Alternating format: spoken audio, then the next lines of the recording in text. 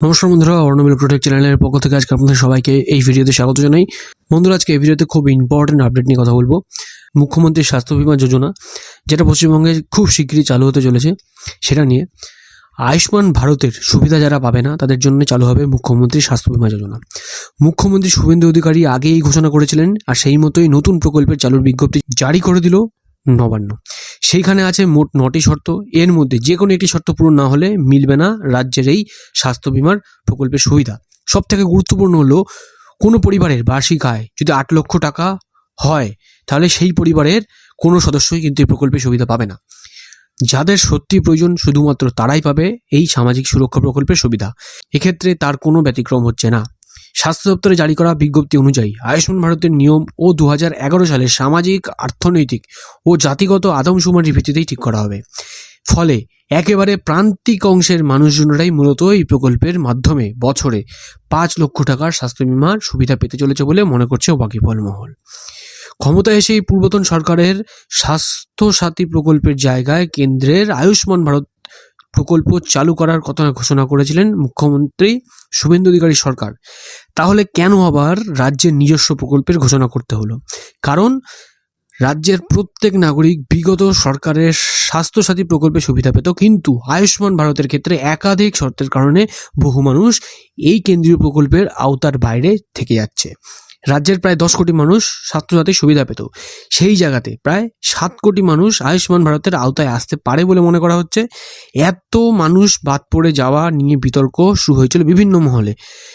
এই অবস্থাতেই আয়ুষ্মান ভারতের বাইরে থাকা মানুষকে রাজ্যের নিজস্ব খরচে মুখ্যমন্ত্রী স্বাস্থ্য বীমা যোজনার আওতায় আনার সিদ্ধান্ত নেয় নবান্ন। তবে এই ক্ষেত্রে রয়েছে একাধিক শর্ত।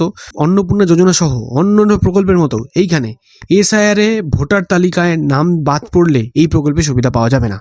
তবে যাদের নাম ট্রাইব্যুনালের বিচারাধীন আছে বা সিএতে যারা নাগরিকত্বের জন্য আবেদন করেছেন, শুধুমাত্র তারাই এই সুবিধা পাবেন। বিমা প্রকল্পটি সম্পূর্ণ ক্যাশলেস হওয়ার জন্য উপভোক্তাদের চিকিৎসার খরচ পরে মিটিয়ে দেওয়ার রিএম্বার্সমেন্টের কোনো ব্যবস্থা থাকবে। পারিবারিক প্রকল্প হলেও প্রত্যেক ব্যক্তির নামে আলাদা আলাদাভাবে কিন্তু কার্ড ইস্যু করে দেওয়া হবে।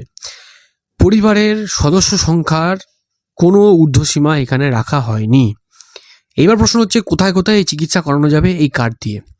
বিজ্ঞপ্তি অনুযায়ী আয়ুষ্মান ভারতের তালিকায় থাকার প্রত্যেকটি হাসপাতালে মিলবে রাজ্যের এই বিমা যোজনার সুবিধা। নথিভুক্তকরণ, হাসপাতালে ভর্তি, হাসপাতাল থেকে ছাড়ার সময় আধার ভিত্তিক যাচাই বাধ্যতামূলক করা হয়েছে। সেই সঙ্গে প্রকল্পের স্বচ্ছতা বজায় রাখতে গোটা প্রক্রিয়ায় বিশেষ পোর্টালের মাধ্যমে নজরদারি চালানোর সিদ্ধান্ত নিয়েছে রাজ্য। বিজ্ঞপ্তিতে আরও বলা হয়েছে, যে কোনো সময়ে রাজ্য নতুন কোনো শর্ত আরোপ বা পরিবর্তন করতে পারে। এইবার প্রশ্ন, এই প্রকল্পে আবেদন কিভাবে করবেন? এই বিষয়ে বিজ্ঞপ্তি সেই অর্থে না বলা হলেও নবান্ন সূত্রে খবর, এর জন্যে নির্দিষ্ট একটি পোর্টাল চালু করবে রাজ্য। ফিল্ড ভেরিফিকেশন বা সমীক্ষা করেই কিন্তু উপভোক্তার বাছাইয়ের পথে যেতে পারে সরকার। তো বন্ধুরা, আপনারা আশা করি বুঝতে পারলেন যে মুখ্যমন্ত্রী স্বাস্থ্য বীমা যোজনায় কী কী ক্রাইটেরিয়া রাখা হয়েছে। আমি প্রত্যেকটা জায়গায় কিন্তু নোটিশগুলো দিয়ে দিয়েছি, আপনারা নোটিশ ভালো করে দেখে নেবেন, স্ক্রিনশট নিয়ে নোটিশটা পড়তে পারেন।